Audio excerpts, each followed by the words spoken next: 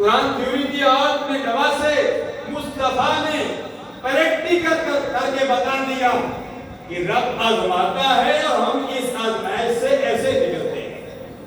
وَلَنَبْلُوَنَّكُمْ بِشَيْءٍ مِّنَ الْخَوْفِ وَالْجُوعِ وَنَقْصٍ مِّنَ الْأَمْوَالِ وَالْأَنفُسِ وَالثَّمَرَاتِ۔ اللہ فرماتا ہے ہم تمہیں ضرور آزمائیں گے، کسی چیز سے بھی، خوف سے بھی آزما سکتے ہیں، بھوک سے بھی آزما سکتے ہیں، مالوں کی کمی سے بھی آزما سکتے ہیں، پھلوں کی کمی سے بھی آزما سکتے ہیں۔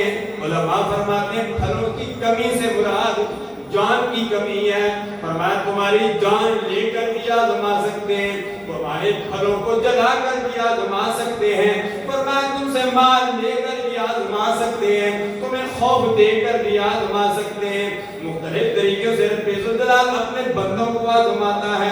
اللہ امام علی مقام رضی اللہ تعالیٰ عنہ کو بھی آزمایا، آزمائش میں کامیاب ہو گئے، مدینہ طیبہ کو بھی چھوڑ دیا، مکہ مکرمہ کو بھی چھوڑ دیا۔ آپ میدان کربلا میں پہنچ گئے، میدان کربلا میں بھی اس آزمائش پر پورے اترے۔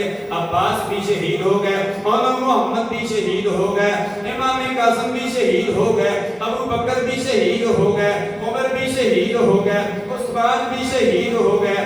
اللہ اللہ مولانا محمد سرکار امام حسین رضی اللہ تعالیٰ عنہ کے نواسے آپ کے بھانجے مولانا محمد بھی شہید ہو گئے۔ ایک نہیں بہت سارے شہید ہو گئے۔ بہت سارے شہیدوں کے بعد حضرت عمر کے بعد عباس علمدار کے بعد جب سارے شہید ہو چکے، حضرت امام زین العابدین عرض کرتے ہیں حضور مجھے اجازت دے دو، میرا دل کرتا ہے میں بھی میدان کربلا کا رخ کروں، میں بھی ان ظالموں کے یزیدوں کو واصل جہنمی کروں۔ امام الانبیاء صلی اللہ علیہ وسلم کے پیارے نواسے امام حسین نے فرمایا تو میرا نظر ہے، تو میرے دل کا ٹکڑا ہے، فرمایا میرا دل نہیں کرتا تو میدان کربلا میں جائے، فرمایا تم بھی شہید ہو جائے گا۔